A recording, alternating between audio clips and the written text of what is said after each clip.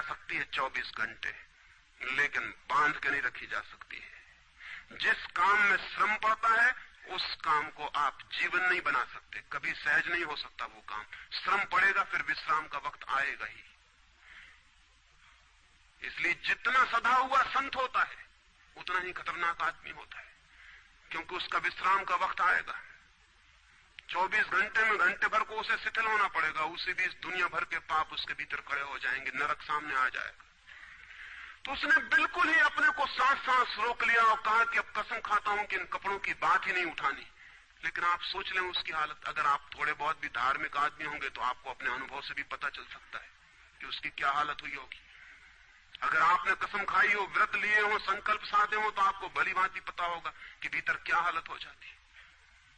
भीतर गया, उसके माथे से पसीना चू रहा है, इतना श्रम पड़ रहा है। मित्र डरा हुआ है उसके पसीने को देखकर कि वो उसकी सब नसें खिंची हुई हैं। वो बोल रहा है एक एक शब्द कि मेरे मित्र हैं, बड़े पुराने दोस्त हैं, बहुत अच्छे आदमी हैं। और एक क्षण को वो रुका, जैसे भीतर से कोई जोर का धक्का आया हो और सब बह गया, बाढ़ आ गई और सब बह गया। और उसने कह दिया, रह गए कपड़े की बात, तो मैंने कसम खा ली है कि कपड़े की बात ही नहीं करनी।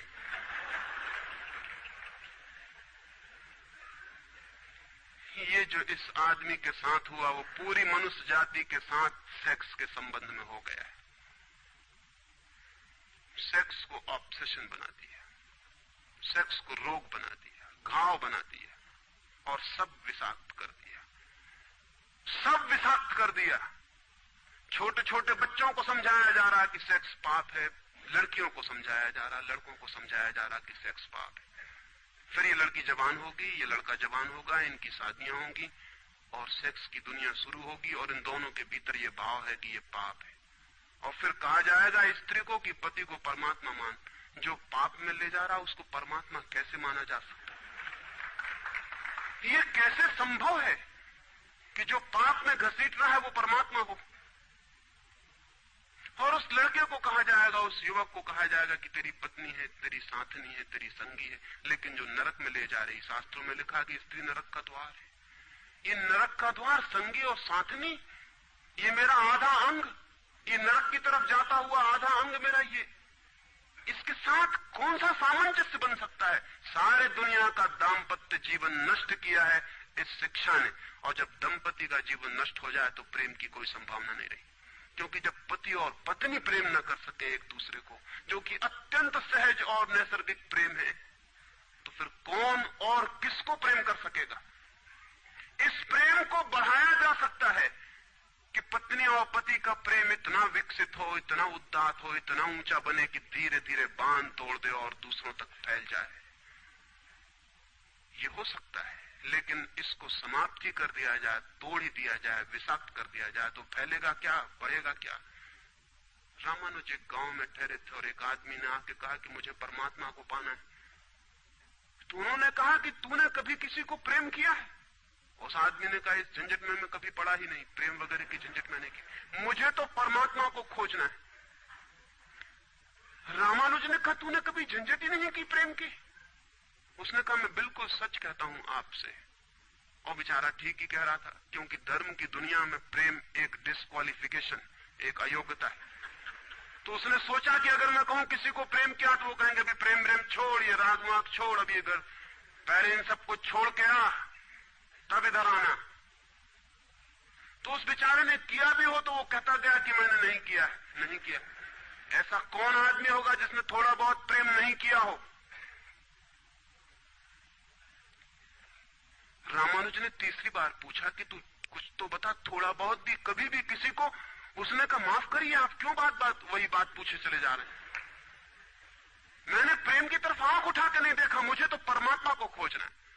तो रामानुज ने कहा, मुझे क्षमा कर, तू कहीं और खोज, क्योंकि मेरा अनुभव यह है कि अगर तूने किसी को प्रेम किया हो तो उस प्रेम को फिर इतना बड़ा जरूर किया जा सकता है कि वो परमात्मा तक पहुंच जाए। लेकिन अगर तूने प्रेम ही नहीं किया तो तेरे पास कुछ है ही नहीं जिसको बड़ा किया जा सके। बीज ही नहीं है तेरे पास जो वृक्ष बन सके। तो तू जा कहीं और पूछ। और जब पति और पत्नी में प्रेम न हो, जिस पत्नी ने अपने पति को प्रेम न किया हो और जिस पति ने अपनी पत्नी को प्रेम न किया हो, वे बेटों को, बच्चों को प्रेम कर सकते हैं, तो आप गलती में हैं। पत्नी उसी मात्रा में बेटे को प्रेम करेगी जिस मात्रा में उसने अपने पति को प्रेम किया है, क्योंकि ये बेटा पति का ही फल है, उसका ही प्रतिफलन है, उसका ही रिफ्लेक्शन है। ये इस बेटे के प्रति जो प्रेम होने वाला है वो उतना ही होगा जितना उसने पति को चाहा और प्रेम किया हो। ये पति की ही मूर्ति है जो फिर नई होकर वापस लौट आई है। अगर पति के प्रति प्रेम नहीं है तो बेटे के प्रति प्रेम सच्चा कभी भी नहीं हो सकता। और अगर बेटे को प्रेम नहीं किया गया, पालना, पोसना और बड़ा कर देना प्रेम नहीं है, तो बेटा मां को कैसे प्रेम कर सकता है, बाप को कैसे प्रेम कर सकता है? वो जो यूनिट है जीवन का, परिवार, वो विषाक्त हो गया है सेक्स को दूषित कहने से, कंडेम करने से, निंदित करने से, और परिवार ही फैलकर पूरा जगत है, पूरा विश्व है। और फिर हम कहते हैं कि प्रेम बिल्कुल दिखाई नहीं पड़ता। प्रेम कैसे दिखाई पड़ेगा? हालांकि हर आदमी कहता है कि मैं प्रेम करता हूं, मां कहती है, पत्नी कहती है, बाप कहता है, भाई कहता है, बहन कहती है, मित्र कहते हैं कि हम प्रेम करते हैं।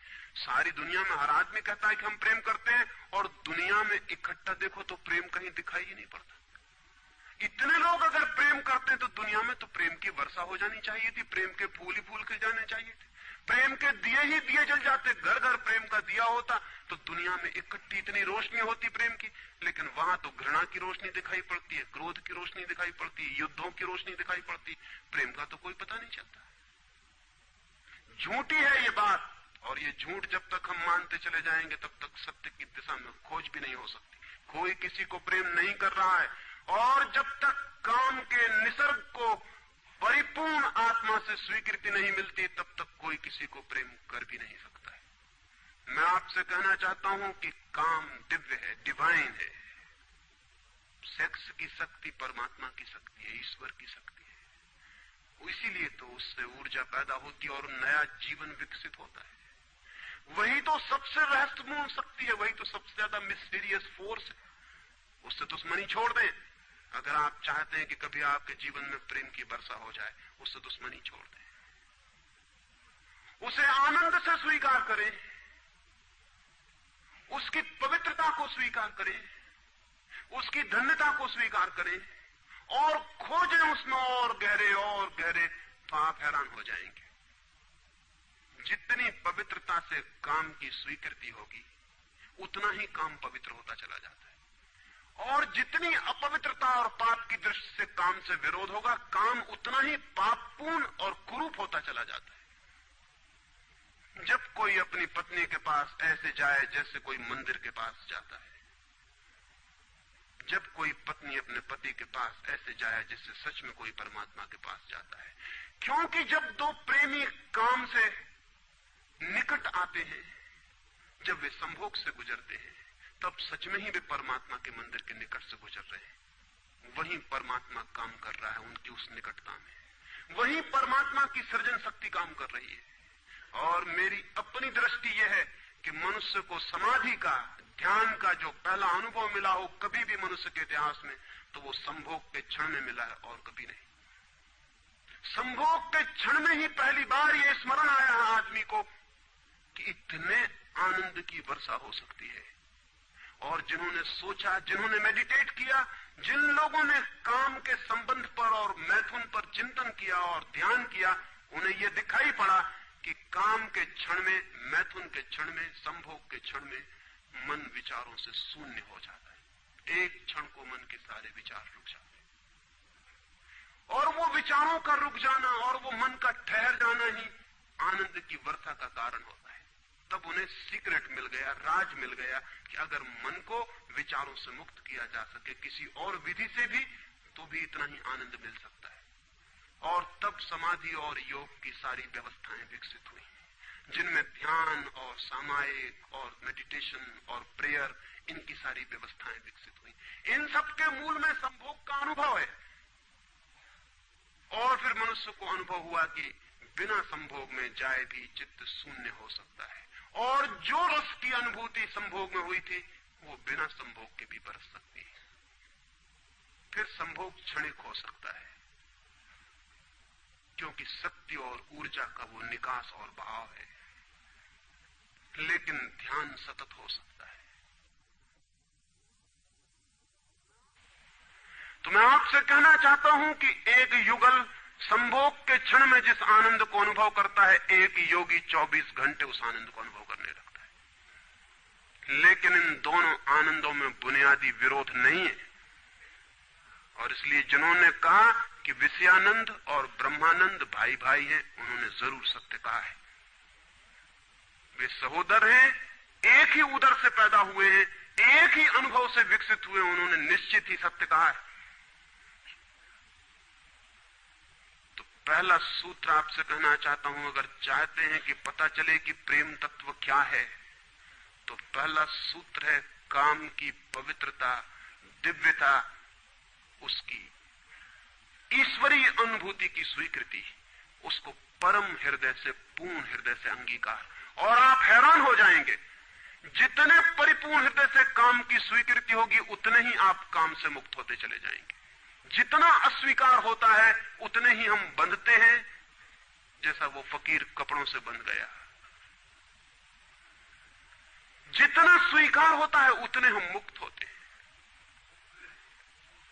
अगर परिपूर्ण स्वीकार है, टोटल एक्सेप्टेबिलिटी है जीवन का जो निसर्ग है उसकी, तो आप पाएंगे कि वो परिपूर्ण स्वीकृति को मैं आस्तिकता कहता हूं, वही आस्तिकता व्यक्ति को मुक्त करती है। नास्तिक मैं उनको कहता हूं जो जीवन के निसर्ग का अस्वीकार करते हैं, निषेध करते हैं, ये बुरा है, ये पाप है, ये विष है, ये छोड़ो, ये छोड़ो, ये छोड़ो। जो छोड़ने की बातें कर रहे हैं वे ही नास्तिक हैं। जीवन जैसा है उसे स्वीकार करो और जियो उसकी परिपूर्णता में। वही परिपूर्णता रोज रोज सीढ़ियां सीढ़ियां ऊपर उठाती जाती, वही स्वीकृति मनुष्य को ऊपर ले जाती, और एक दिन उसके दर्शन होते हैं जिसका काम में पता भी नहीं चलता था। काम अगर कोयला था तो एक दिन हीरा भी प्रकट होता है प्रेम का। तो पहला सूत्र यह है। दूसरा सूत्र आपसे कहना चाहता हूं, और वो दूसरा सूत्र भी संस्कृति ने और आज तक की सभ्यता ने और धर्मों ने हमारे भीतर मजबूत किया है। दूसरा सूत्र भी स्मरणीय है, क्योंकि पहला सूत्र तो काम की ऊर्जा को प्रेम बना देगा, और दूसरा सूत्र द्वार की तरह रोके हुए है उस ऊर्जा को बहने से, वो बह नहीं पाएगी। वो दूसरा सूत्र है मनुष्य का ये भाव कि मैं हूं, ईगो, उसका अहंकार कि मैं हूं। बुरे लोग तो कहते ही हैं कि मैं हूं, अच्छे लोग और जोर से कहते हैं कि मैं हूं, और मुझे स्वर्ग जाना है और मोक्ष जाना है और मुझे ये करना है और मुझे वो करना है। लेकिन मैं खड़ा हुआ है वहां भीतर, और जिस आदमी का मैं जितना मजबूत है, उतना ही उस आदमी की सामर्थ्य दूसरे से संयुक्त हो जाने की कम हो जाती, क्योंकि मैं एक दीवार है, एक घोषणा है कि मैं हूं। मैं की घोषणा कह देती है तुम हो, मैं हूं, दोनों के बीच फासला है। फिर मैं कितना ही प्रेम करूं और आपको अपनी छाती से लगा लूं, लेकिन फिर भी हम दो हैं। छातियां कितनी ही निकट आ जाएं, फिर भी बीच में फासला है। मैं हूं, तुम हो। इसलिए निकटतम अनुभव भी निकट नहीं ला पाते। शरीर पास बैठ जाते हैं, आदमी दूर दूर बने रह जाते हैं। जब तक भीतर मैं बैठा हुआ है, तब तक दूसरे का भाव नष्ट नहीं होता। शास्त्र ने कहीं एक अद्भुत वचन कहा है कि दी अदर इज हेल, वो जो दूसरा है वही नरक है। लेकिन शास्त्र ने ये नहीं कहा कि why the other is other, वो दूसरा क्यों है। वो दूसरा इसलिए है कि मैं हूं, और जब तक मैं हूं तब तक दुनिया में हर चीज दूसरी है, अन्य है, भिन्न है। और जब तक भिन्नता है तब तक प्रेम का अनुभव नहीं हो सकता। प्रेम है एकात्म का अनुभव। प्रेम है इस बात का अनुभव कि गिर गई दीवार और दो ऊर्जाएं मिल गई और संयुक्त हो गई। प्रेम है इस बात का अनुभव कि एक व्यक्ति और दूसरे व्यक्ति की सारी दीवारें गिर गई और प्राण संयुक्त हुए, मिले और एक हो गए।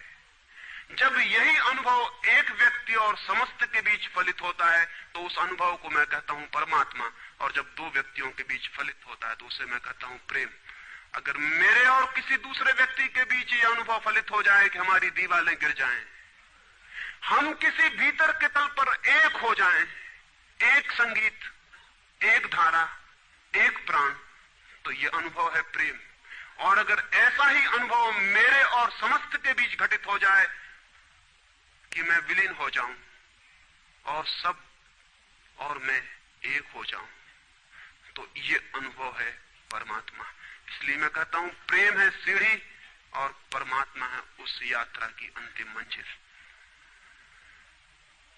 ये कैसे संभव है कि दूसरा मिट जाए? जब तक मैं न मिटूं तब तक दूसरा कैसे मिट सकता है? वो दूसरा पैदा किया है मेरे मैं की प्रतिध्वनि ने। जितने जोर से मैं चिल्लाता हूं कि मैं, उतने ही जोर से वो दूसरा पैदा हो जाता है। वो दूसरी प्रतिध्वनि है, उस तरफ इको हो रही मेरे मैं की। और ये अहंकार, ये ईगो द्वार पर दीवार बन के खड़ी है। और मैं है क्या? कभी सोचा आपने कि ये मैं है क्या? आपका हाथ है मैं, आपका पैर है, आपका मस्तिष्क है, आपका हृदय है, क्या है आपका मैं? अगर आप एक क्षण भी शांत होकर भीतर खोजने जाएंगे कि कहां है मैं, कौन सी चीज है मैं, तो आप एकदम हैरान रह जाएंगे। भीतर कोई मैं खोजे से मिलने को नहीं। जितना गहरा खोजेंगे उतना ही पाएंगे भीतर एक सन्नाटा और शून्य है। वहां कोई आई नहीं, वहां कोई मैं नहीं, वहां कोई ईगो नहीं। एक भिक्षु नागसेन को एक सम्राट मिलिंद ने निमंत्रण दिया था कि तुम आओ दरबार में। तो जो राजदूत गया था निमंत्रण देने, उसने नागसेन को कहा कि भिक्षु नागसेन, आपको बुलाया है सम्राट मिलिंद ने, मैं निमंत्रण देने आया हूं। तो नागसेन कहने लगा मैं चलूंगा जरूर, लेकिन एक बात विनय कर दूं, पहले ही कह दूं कि भिक्षु नागसेन जैसा कोई है नहीं। ये केवल एक नाम है, काम चलाऊ नाम है। आप कहते हैं तो मैं चलूंगा जरूर, लेकिन ऐसा कोई आदमी कहीं है नहीं। राजदूत ने जाके सम्राट को कह दिया कि बड़ा अजीब आदमी है वो कहने लगा कि मैं चलूंगा जरूर, लेकिन ध्यान रहे कि भिक्षु नागसेन जैसा कहीं कोई है नहीं, ये केवल एक काम चलाऊ नाम है। सम्राट ने कहा अजीब सी बात है, जब वो कहता है मैं चलूंगा, आएगा वो आया भी रथ पर बैठकर। सम्राट ने द्वार पर स्वागत किया और कहा भिक्षु नागसेन हम स्वागत करते हैं आपका। वो हंसने लगा, उसने कहा कि स्वागत स्वीकार करता हूं, लेकिन स्मरण रहे भिक्षु नागसेन जैसा कोई है नहीं। सम्राट कहने लगा बड़ी पहेली की बातें करते हैं आप। अगर आप नहीं हैं तो कौन है? कौन आया है यहां? कौन स्वीकार कर रहा है स्वागत? कौन दे रहा है उत्तर? नागसेन मुड़ा और उसने कहा कि देखते हैं सम्राट मिलिंद, ये रथ खड़ा है जिस पर मैं आया। सम्राट ने कहा ये रथ है। तो भिक्षु नागसेन पूछने लगा घोड़ों को निकाल के अलग कर लिया जाए। घोड़े अलग कर लिए गए और उसने पूछा सम्राट से ये घोड़े रथ हैं? सम्राट ने कहा घोड़े कैसे रथ हो सकते हैं? घोड़े अलग कर दिए गए। सामने के डंडे जिनसे घोड़े बंधे थे खिंचवा लिए गए। उसने पूछा कि ये रथ हैं? सिर्फ दो डंडे कैसे रथ हो सकते हैं? डंडे अलग कर दिए गए। चाक निकलवा लिए और कहा ये रथ है? सम्राट ने कहा ये चाक है, ये रथ नहीं है। और एक एक अंग रथ का निकलता चला गया और एक एक अंग पर सम्राट को कहना पड़ा कि नहीं ये रथ नहीं है। फिर आखिर पीछे शून्य बच गया, वहां कुछ भी न बचा। भिक्षु नागसेन पूछने लगा रथ कहां है अब? रथ कहां है अब? और जितनी चीजें मैंने निकाली तुमने कहा ये भी रथ नहीं, ये भी रथ नहीं, ये भी रथ नहीं, अब रथ कहां है? तो सम्राट चौंक के खड़ा रह गया। रथ पीछे बचा भी नहीं था और जो चीजें निकल गई थी उनमें कोई रथ था भी नहीं। तो वो भिक्षु कहने लगा समझे आप, रथ एक जोड़ था, रथ कुछ चीजों का संग्रह मात्र था। रथ का अपना होना नहीं है कोई, ईगो नहीं है कोई। रथ एक जोड़ है। आप खोजे कहां है आपका मैं, और आप पाएंगे कि अनंत शक्तियों के एक जोड़ है, मैं कहीं भी नहीं। और एक एक अंग आप सोचते चले जाएं तो एक एक अंग समाप्त होता चला जाता है, फिर पीछे शून्य रह जाता है। उसी शून्य से प्रेम का जन्म होता है, क्योंकि वो शून्य आप नहीं है, वो शून्य परमात्मा है। एक गांव में एक आदमी ने मछलियों की एक दुकान खोली थी, बड़ी दुकान थी। उस गांव में पहली दुकान थी, तो उसने एक बहुत खूबसूरत तख्ती बनवाई और उस पर लिखाया फ्रेश फिश सोल्ड हियर, यहां ताजी मछलियां बेची जाती। पहले दिन दुकान खुली और एक आदमी आया और कहने लगा फ्रेश फिश सोल्ड हियर। ताजी मछलियां, कहीं बासी मछलियां भी बेची जाती हैं। ताजी लिखने की क्या जरूरत? दुकानदार ने सोचा कि बात तो ठीक है, इससे और व्यर्थ बासे का भी ख्याल पैदा होता है। उसने फ्रेश अलग कर दिया, ताजा अलग कर दिया। तख्ती रह गई, फिश सोल्ड हियर, मछलियां बेची जाती हैं, मछलियां यहां बेची जाती। दूसरे दिन एक बोली औरत आई और उसने कहा कि मछलियां यहां बेची जाती हैं, सोल्ड हियर, कहीं और कहीं भी बेचते हो? उस आदमी ने कहा ये हियर बिल्कुल फिजूल है। उसने तख्ती पर एक शब्द और अलग कर दिया, रह गया फिश सोल्ड। तीसरे दिन एक आदमी आया, वो कहने लगा फिश सोल्ड, मछलियां बेची जाती हैं, मुफ्त भी देते हो क्या? आदमी ने कहा ये सोल्ड भी बेकार। उस सोल्ड को भी अलग कर दिया। अब रह गई वहां तख्ती फिश। एक बुढ़ा आया और कहने लगा फिश, अंधे को भी मील भर दूर से बांस मिल जाती है, ये तख्ती काहे के लिए लटकाई हुई है यहां? फिश भी चली गई, खाली तख्ती रह गई वहां। और एक आदमी आया और उसने कहा ये तख्ती किस लिए लगाई है, इससे दुकान पे आड़ पड़ती। वो तख्ती भी चली गई, वहां कुछ भी नहीं रह गया।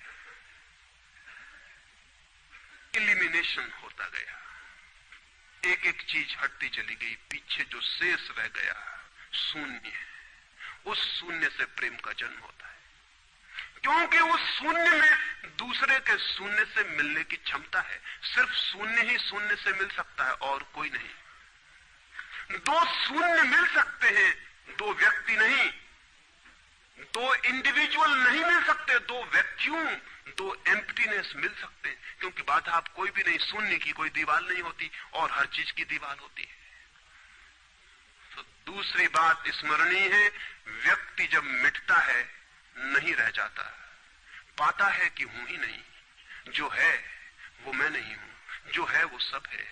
तब द्वार गिरता है, दीवार टूटती है, और तब वो गंगा बहती है जो भीतर छिपी है और तैयार है, वो शून्य की प्रतीक्षा कर रही कि कोई शून्य हो जाए तो उससे बह उठूं। हम एक कुआं खोदते हैं, पानी भीतर है, पानी कहीं से लाना नहीं होता, लेकिन बीच में मिट्टी पत्थर पड़े हैं, उनको निकाल के बाहर कर देते हैं। करते क्या है हम? करते हैं हम एक शून्य बनाते हैं, एक खाली जगह बनाते हैं, एक एम्प्टीनेस बनाते हैं। कुआं खोदने का मतलब है खाली जगह बनाना, ताकि खाली जगह में जो भीतर छिपा हुआ पानी है वो प्रकट होने के लिए जगह पा जाए, स्पेस पा जाए। वो भीतर है, उसको जगह चाहिए प्रकट होने को, जगह नहीं मिल रही, भरा हुआ है कुआं मिट्टी पत्थर से। मिट्टी पत्थर हमने अलग कर दिए, वो पानी उबल के बाहर आ गया। आदमी के भीतर प्रेम भरा हुआ है, स्पेस चाहिए, जगह चाहिए जहां वो प्रकट हो जाए। और हम भरे हुए हैं अपने मैं से। हर आदमी चिल्लाए चला जा रहा है मैं, और स्मरण रखें जब तक आपकी आत्मा चिल्लाती है मैं, तब तक आप मिट्टी पत्थर से भरे हुए कुएं हैं। आपके कुएं में प्रेम के झरने नहीं फूटेंगे, नहीं फूट सकते। मैंने सुना है एक बहुत पुराना वृक्ष था, आकाश में सम्राट की तरह उसके हाथ फैले हुए थे, उस पर फूल आते थे तो दूर दूर से पक्षी सुगंध लेने आते हैं, उस पर फल लगते थे तो तितलियां उड़ती, उसकी छाया, उसके फैले हाथ, हवाओं में उसका वो खड़ा रूप आकाश में बड़ा सुंदर था। एक छोटा बच्चा उसकी छाया में रोज खेलने आता था। उस बड़े वृक्ष को उस छोटे बच्चे से प्रेम हो गया। बड़ों को छोटों से प्रेम हो सकता है अगर बड़ों को पता ना हो कि हम बड़े हैं। वृक्ष को कोई पता नहीं था कि मैं बड़ा हूं, ये पता सिर्फ आदमी को होता है, इसलिए उसका प्रेम हो गया। अहंकार हमेशा अपने से बड़ों को प्रेम करने की कोशिश करता है। अहंकार हमेशा अपने से बड़ों से संबंध जोड़ता है। प्रेम के लिए कोई बड़ा छोटा नहीं, जो आ जाए उसी से संबंध जुड़ जाता है।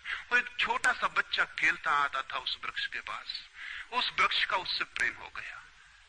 लेकिन वृक्ष की शाखाएं ऊपर थी, बच्चा छोटा था, तो वृक्ष अपनी शाखाएं उसके लिए नीचे झुका था ताकि वो फल तोड़ सके, फूल तोड़ सके। प्रेम हमेशा झुकने को राजी है, अहंकार कभी भी झुकने को राजी नहीं। अहंकार के पास जाएंगे तो अहंकार के हाथ और ऊपर उठ जाएंगे ताकि आप उन्हें छू न सके। क्योंकि जिसे छू लिया जाए वो छोटा आदमी है, जिसे न छुआ जा सके, दूर सिंहासन पर दिल्ली में हो, वो आदमी बड़ा आदमी है। वो वृक्ष के शाखाएं नीचे झुकाती जब वो बच्चा खेलता हुआ आता, और जब बच्चा उसके फूल तोड़ लेता तो वृक्ष बहुत खुश होता, उसके प्राण आनंद से भर जाते।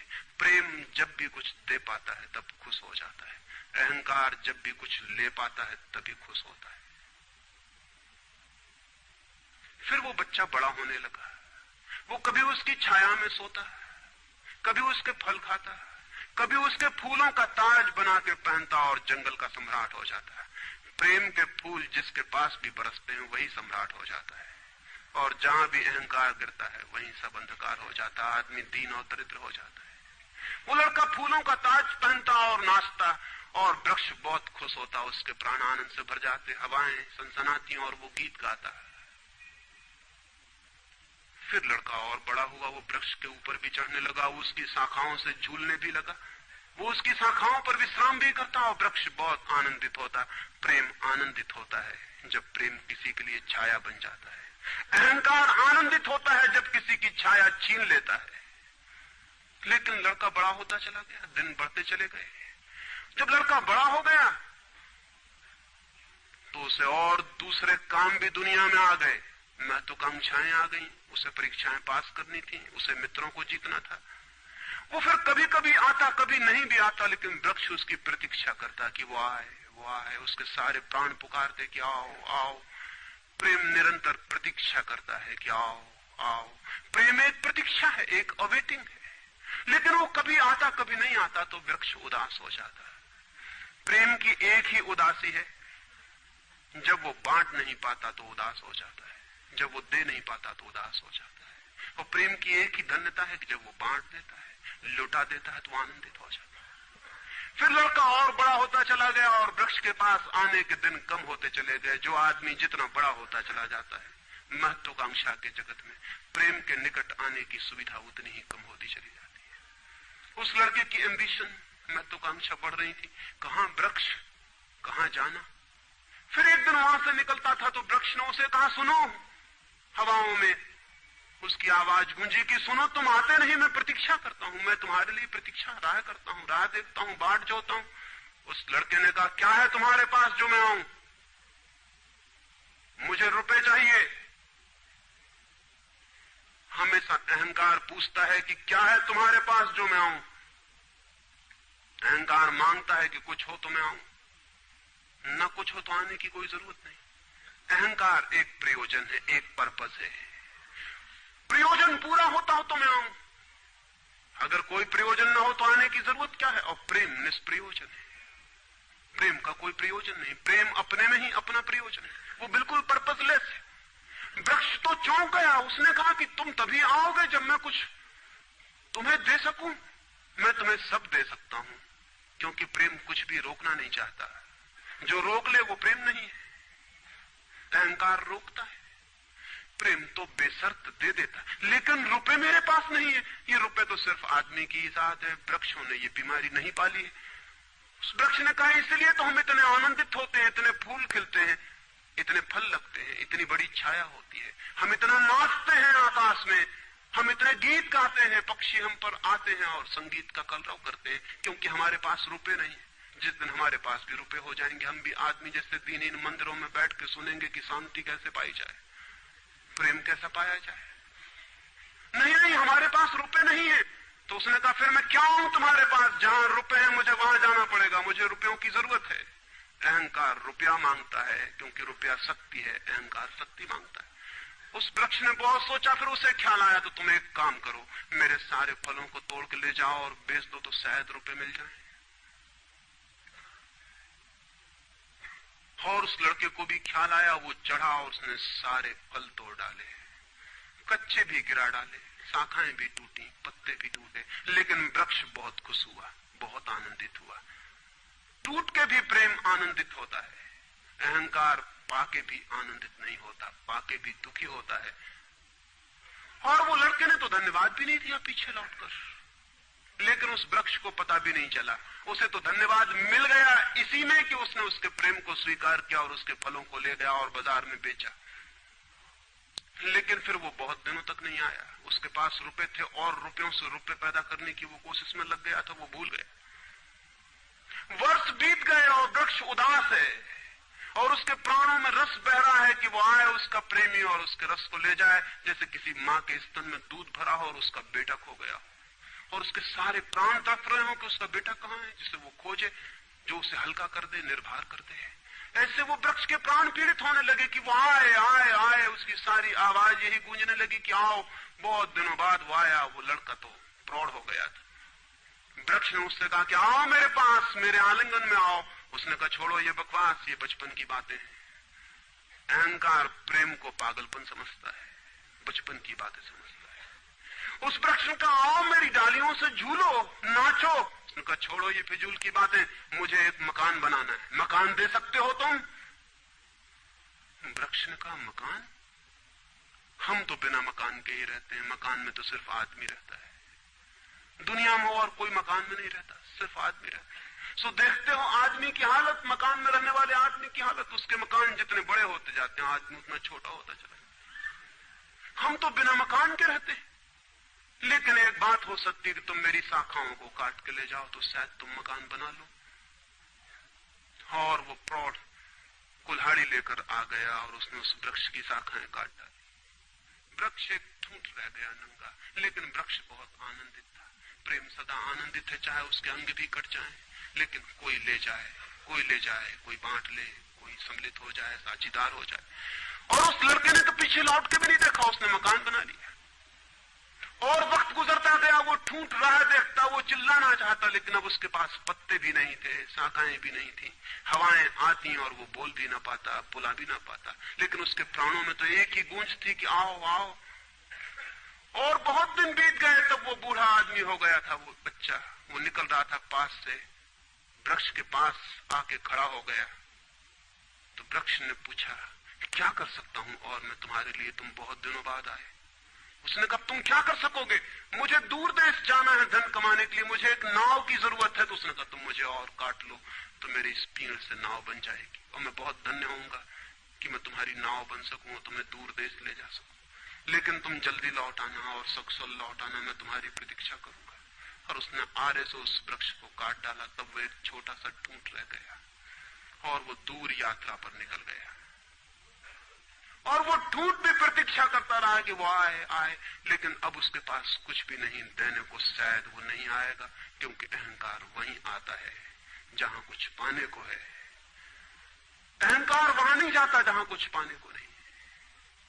मैं उस ठूंठ के पास एक रात मेहमान हुआ था, तो वो ठूंठ मुझसे बोला कि वो मेरा मित्र अब तक नहीं आया और मुझे बड़ी पीड़ा होती है। कहीं नाव डूब ना गई हो, कहीं वो भटक ना गया हो, कहीं किसी दूसरे किनारे पर विदेश में कहीं भूल ना गया हो, कहीं वो डूब ना गया हो, कहीं वो समाप्त ना हो गया हो। एक खबर मुझे भर कोई ला दे, अब मैं मरने के करीब हूं। एक खबर भर आ जाए वो सकुशल है, फिर कोई बात नहीं, फिर सब ठीक है। अब तो मेरे पास देने को कुछ भी नहीं है, इसलिए बुलाऊं भी तो शायद वो नहीं आएगा, क्योंकि वो लेने की ही भाषा समझता है। अहंकार लेने की भाषा समझता है, प्रेम देने की भाषा है। इससे ज्यादा और कुछ मैं नहीं कहूंगा। जीवन एक ऐसा वृक्ष बन जाए और उस वृक्ष की शाखाएं अनंत तक फैल जाएं, सब उसकी छाया में हो और सब तक उसकी बाह फैल जाए, तो पता चल सकता है कि प्रेम क्या है। प्रेम का कोई शास्त्र नहीं है, न कोई परिभाषा है, न प्रेम का कोई सिद्धांत है। तो मैं बहुत हैरानी में था कि क्या कहूंगा आपसे कि प्रेम क्या है, तो बताना मुश्किल है। आके बैठ सकता हूं, अगर मेरी आंखों में दिखाई पड़ जाए तो दिखाई पड़ सकता है, अगर मेरे हाथों में दिखाई पड़ जाए तो दिखाई पड़ सकता है। मैं कह सकता हूं यह है प्रेम, लेकिन प्रेम क्या है? अगर मेरी आंख में न दिखाई पड़े, मेरे हाथ में न दिखाई पड़े, तो शब्दों से बिल्कुल भी दिखाई नहीं पड़ सकता है कि प्रेम क्या है। मेरी बातों को इतने प्रेम और शांति से सुना, उससे बहुत बहुत अनुग्रहित हूं और अंत में सबके भीतर बैठे परमात्मा को प्रणाम करता हूं। मेरे प्रणाम स्वीकार। सब सयाने एक मत प्रवचन माला में आपका स्वागत है। मैं इस श्रृंखला में भगवान ओशो द्वारा प्रसिद्ध संत श्री दादू दयाल जी पर दिए गए अमूल्य प्रवचनों का सार प्रस्तुत कर रहा हूं। यदि आप जीवन को गहराई से समझना चाहते हैं तो इसके पिछले भाग अवश्य सुनिए और अगला भाग मिस मत कीजिए, क्योंकि यह प्रवचनमाला जीवन की सबसे गहरी सच्चाई को उजागर करती है कि प्रार्थना व्याकरण से नहीं, हृदय से होती है। प्रस्तुत है इस श्रृंखला का अगला भाग। कभी सोचा है कि हम हर दिन प्रार्थना तो करते हैं, लेकिन असल में किससे बात कर रहे हैं? क्या कोई ईश्वर हमें सच में सुन रहा है, या हम बस खुद से ही बातें कर रहे हैं, एक ऐसे आसमान की तरफ देखते हुए जहां कोई जवाब नहीं आता? ओशो कहते हैं, प्रार्थना मांगने के बारे में नहीं है, बल्कि होने के बारे में है। प्रार्थना कोई याचना नहीं है, यह वो क्षण है जब तुम्हारा मैं पिघल जाता है और केवल मौन रह जाता है। लोग कहते हैं गॉड इज एवरीथिंग, लेकिन ओशो मुस्कुराकर कहते हैं प्रार्थना ईश्वर से बड़ी है, क्योंकि जब सच्ची प्रार्थना जन्म लेती है तो ईश्वर और तुम दोनों मिट जाते हो, और जो बचता है वो है प्योर एग्जिस्टेंस। कभी गौर किया है, जब तुम किसी के लिए सच्चे दिल से प्रार्थना करते हो तब तुम कुछ मांग नहीं रहे होते, तुम फ्लो में होते हो, एक ऐसी अवस्था में जहां सिर्फ प्रेम होता है, आभार होता है और मौन में उठती एक सूक्ष्म तरंग होती है। ओशो कहते हैं प्रार्थना तब होती है जब मन पूरी तरह शांत हो जाए, न कोई इच्छा, न कोई डर, न स्वर्ग की आशा, न नरक का भय, बस एक शुद्ध थैंक यू, बिना कारण, बिना अपेक्षा। यही वो पल है जब प्रार्थना परमात्मा से भी बड़ी हो जाती है, क्योंकि अब ईश्वर कोई बाहरी सत्ता नहीं रहता, वो तुम्हारे भीतर ही स्पंदित होने लगता है। ओशो हमें यह याद दिलाते हैं कि सच्ची प्रार्थना मंदिरों में नहीं, बल्कि तुम्हारे हृदय की निस्तब्धता में जन्म लेती है, जहां कोई शब्द नहीं, बस एक मौन समर्पण है जो तुम्हें स्वयं से मिलाता है। और इस मौन में तुम पाते हो कि प्रार्थना गॉड तक पहुंचने का माध्यम नहीं, बल्कि गॉड स्वयं बन जाने की प्रक्रिया है।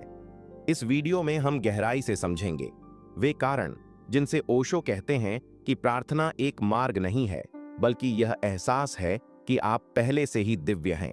सो take a deep breath, close your eyes for a moment, because what you are about to hear can awaken something sacred within you. अब हम ओशो द्वारा दिए गए इस प्रवचन को आसान भाषा में विस्तार पूर्वक समझने का प्रयास करेंगे। एक साधक ओशो से प्रश्न करता है, भगवान, क्या सिर्फ प्रार्थना ही पर्याप्त है? ओशो मुस्कुराए और बोले, अगर प्रार्थना सच में प्रार्थना बन जाए तो वह पर्याप्त ही नहीं, पर्याप्त से भी ज्यादा है। पर असली सवाल यह नहीं कि प्रार्थना काफी है या नहीं, सवाल यह है कि क्या तुम्हारी प्रार्थना सच में प्रार्थना है। अगर वो सिर्फ उधार में सीखी हुई है, किसी से नकल की गई है, तो वह प्रार्थना नहीं, बस आदत है। लेकिन अगर वह तुम्हारे हृदय की गहराई से उठती है, बिना सिखाए, बिना दोहराए, तो वही प्रार्थना तुम्हें भीतर से रूपांतरित कर सकती है। अगर प्रार्थना शुद्ध और सच्ची हो जाए तो फिर परमात्मा की भी जरूरत नहीं रह जाती, क्योंकि प्रार्थना ही परमात्मा बन जाती है। ईश्वर कोई व्यक्ति नहीं, कोई रूप नहीं, वह तो उसी प्रेम का शुद्धतम अनुभव है जो प्रार्थना के भीतर खिलता है।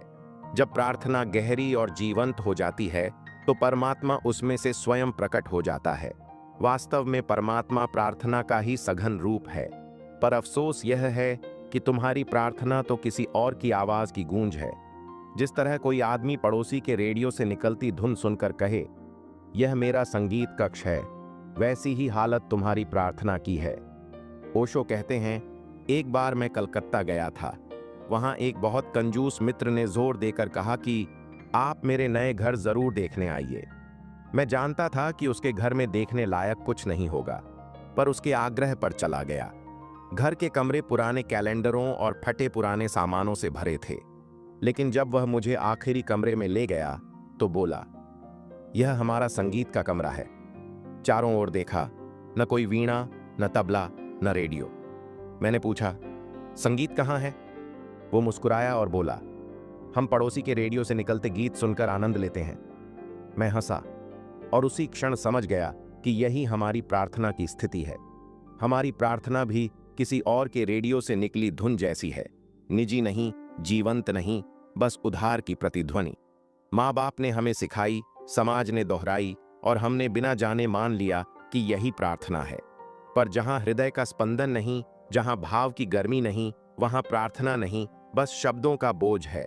याद रखो, प्रेम और प्रार्थना दोनों कभी उधार नहीं हो सकते। किसी और का प्रेम देखकर तुम प्रेमी नहीं बन जाते। किसी और की भक्ति सुनकर तुम भक्त नहीं हो सकते। भक्ति तब जन्म लेती है जब तुम्हारे अपने भीतर से आवाज उठती है, जब हृदय स्वयं बोल उठता है, बिना योजना, बिना भाषा, बिना भय। अगर प्रार्थना करनी ही है तो किसी से सीखी हुई प्रार्थना मत दोहराना। मंदिर जाओ, मस्जिद जाओ, गुरुद्वारे जाओ, कोई हर्ज नहीं, पर जब बोलो तो अपने मन की बात बोलो। चाहे शब्द न निकलें, सिर्फ आंसू बहें, वो भी प्रार्थना है। अगर मौन में बैठो या हंसी में झूम उठो तो वही तुम्हारी सच्ची प्रार्थना है। परमात्मा को भाषा की नहीं, भावना की जरूरत है। कहा जाता है एक सूफी फकीर था, बायजीद। वह इतना निष्कपट था कि बोलते हुए व्याकरण की भी परवाह नहीं करता। उसकी वाणी में शुद्धता नहीं, पर सच्चाई थी। एक रात उसने कुएं से आवाज सुनी, बचाओ, मैं मर रहा हूं, मैं गांव का मौलवी हूं। बायजीद ने कहा, ठहरो, मैं रस्सी लाता हूं। तभी नीचे से आवाज आई, लेकिन सुनो, बोलते वक्त व्याकरण तो ठीक रखो। बायजीद मुस्कुराया और बोला, फिर तो तुम्हें अभी नहीं, साल भर बाद निकालूंगा, पहले मैं व्याकरण सीख लूं। और जब वो 1 साल बाद लौटा तो मौलवी मर चुका था, क्योंकि जो जीवन को व्याकरण से मापे वो जीवन से चूक जाता है, और जो प्रार्थना को भाषा में बांधे वो परमात्मा से दूर रह जाता है। हृदय की भाषा ही सच्ची भाषा है। अगर दिल में सच्चा भाव है तो शब्दों की कमी कोई मायने नहीं रखती। व्याकरण टूट जाए तो भी चलता है, लेकिन अगर दिल की सच्चाई खो गई तो शब्द चाहे कितने भी सुंदर हों, वे बेमानी हैं। क्योंकि परमात्मा को तुम्हारी भाषा नहीं चाहिए, उसे तुम्हारा भाव चाहिए।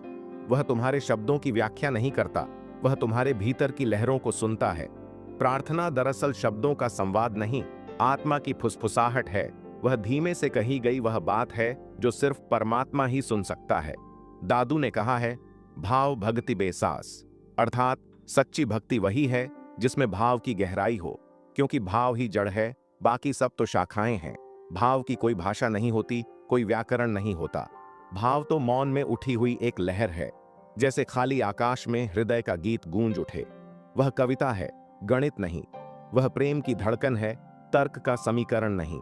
प्रार्थना कोई अभ्यास नहीं, कोई रिहर्सल नहीं। वह किसी स्क्रिप्ट या किताब से याद नहीं की जा सकती। प्रार्थना तो भीतर से फूटती है, अचानक, स्वाभाविक और जीवंत। अगर तुमने उसे पहले से तैयार कर लिया तो वह प्रार्थना नहीं, अभिनय है। और अभिनय तो तुम पहले से कर ही रहे हो इस पूरे संसार में।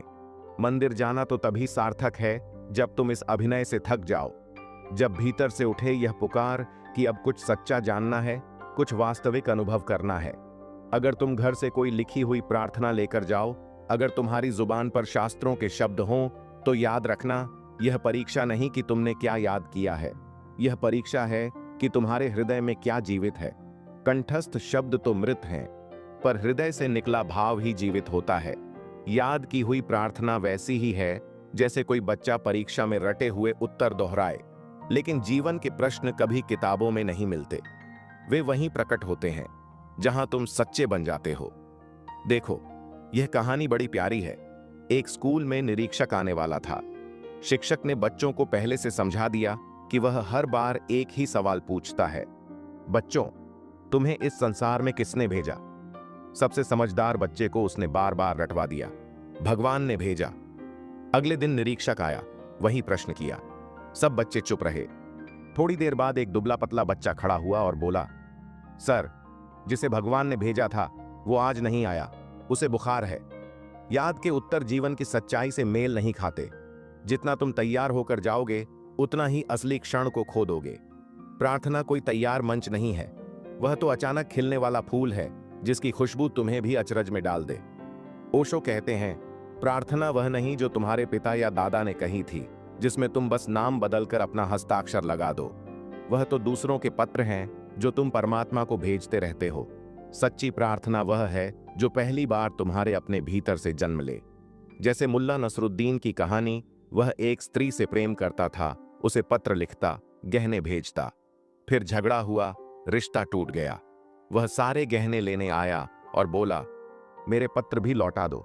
स्त्री ने कहा, पत्रों का क्या करोगे? नसरुद्दीन बोला, क्यों, अब दूसरी को भेज दूंगा, बस नाम बदल दूंगा। ओशो हंसते हैं, यही तो तुम्हारी प्रार्थनाएं हैं। नाम बदल देते हो, शब्द वही रखते हो, बस अभिनय करते रहते हो। सच्ची प्रार्थना है स्वयं को छोड़ देना, समर्पण में पिघल जाना। जब तुम परमात्मा के सामने ऐसे खड़े हो जाते हो जैसे एक मासूम बालक, खाली, निशब्द, निस्वार्थ, तभी सच्ची प्रार्थना घटती है। और तब मंदिर भी आवश्यक नहीं रह जाता, क्योंकि जहां तुम बैठे हो वही तो परमात्मा का घर है। पेड़ के नीचे बैठो, नदी के किनारे बैठो, पर्वतों को देखो, तारों को निहारो, हर दिशा, हर किरण, हर झोंका उसी की उपस्थिति से भरा है। जब तुम्हारा हृदय सच्चे भाव से भर जाता है तब संसार का हर कोना मंदिर बन जाता है। और उस क्षण जो भाव तुम्हारे भीतर से उठता है वही है सच्ची प्रार्थना, वही तुम्हारे अस्तित्व की साक्षी है। किसी ने जर्मनी के महान कवि गोएथे से पूछा, आपके उस प्रसिद्ध ग्रंथ फॉस्ट का असली अर्थ क्या है? आपने उसे क्यों लिखा? गोएथे मुस्कुराए, कंधे उचकाते हुए बोले, तुम ऐसे पूछ रहे हो जैसे मुझे खुद पता हो। प्रश्न करने वाला चौंक गया, बोला, क्या कह रहे हैं आप? लिखा तो आपने ही है ना? गोएथे ने शांत स्वर में कहा, लिखा तो मैंने ही है, लेकिन लिखवाया किसी और ने। जब मैं लिख रहा था तब मैं खुद भी चकित था कि ये पंक्तियां मेरे भीतर कहां से उतर रही हैं। ये गीत किसने रचे हैं? मैं तो बस एक माध्यम था, जैसे एक बांसुरी जिसके जरिए कोई और धुन बजाता है। और यही सत्य है, प्रार्थना भी तुम नहीं करते, वह तो स्वयं परमात्मा ही तुम्हारे भीतर से करता है। वह ही गायक है, वह ही श्रोता है, वह ही पुजारी है, वह ही प्रतिमा है। तुम बस एक बांसुरी बन जाते हो, खाली, खोखली, लेकिन उसके लिए उपलब्ध। अगर तुम्हारे छिद्र खुले हों, अगर तुमने भीतर कोई दीवार न खड़ी की हो, तो वह हवा बनकर, सुर बनकर जीवन की संगीत में बहने लगता है। जिस दिन तुम्हारे भीतर यह बोध जन्म लेता है कि प्रार्थना करने वाला भी मैं नहीं हूं, सुनने वाला भी वही है, झुकने वाला भी वही, जिसके सामने झुकना है वह भी वही, उस क्षण सारा द्वंद्व मिट जाता है। मैं और वह का भेद समाप्त हो जाता है। केवल एक तरंग रह जाती है, एक विराट भाव जो ब्रह्मांड की ओर उठता है, और उसी क्षण प्रार्थना ही परमात्मा बन जाती है। पर आज के युग में क्या हुआ है? हमने सब कुछ उद्धार में ले लिया है, शब्द, भाव, भावनाएं, यहां तक कि प्रार्थनाएं भी। हम दूसरों की कही बातें दोहराते हैं, पंडितों से सीखी हुई प्रार्थनाएं बोलते हैं जिनमें हमारे अपने अनुभव की खुशबू नहीं होती। और ओशो कहते हैं, जब तक तुम झूठी, उधार की प्रार्थना छोड़ नहीं देते, सच्ची प्रार्थना जन्म नहीं ले सकती। लोग कहते हैं, मंदिर जाओ, वहां प्रार्थना करो, पर ओशो कहते हैं, जहां तुम्हारा हृदय सच्चे भाव से झुकता है वहीं मंदिर है। क्योंकि मंदिर पत्थरों का नहीं होता, वह भाव का होता है। जहां प्रार्थना है वहीं ईश्वर का वास है। लोग कहते हैं, पहले परमात्मा को खोजो, फिर उसकी प्रार्थना करना, पर यह बात जीवन के सत्य से बिल्कुल उलटी है। परमात्मा प्रार्थना के बाद मिलता है, प्रार्थना से पहले नहीं, क्योंकि प्रार्थना ही वह द्वार है जिससे प्रवेश संभव है। वह नेत्र है जिससे ईश्वर को देखा जा सकता है। वह धड़कन है जिससे हम उसे महसूस कर सकते हैं। कबीर ने एक गहरी बात कही थी, गुरु और गोविंद दोनों सामने खड़े हैं, किसके चरण छूऊं? फिर कबीर ने गुरु के चरण छुए और कहा, बलिहारी गुरु आपकी, गोविंद दियो बताए।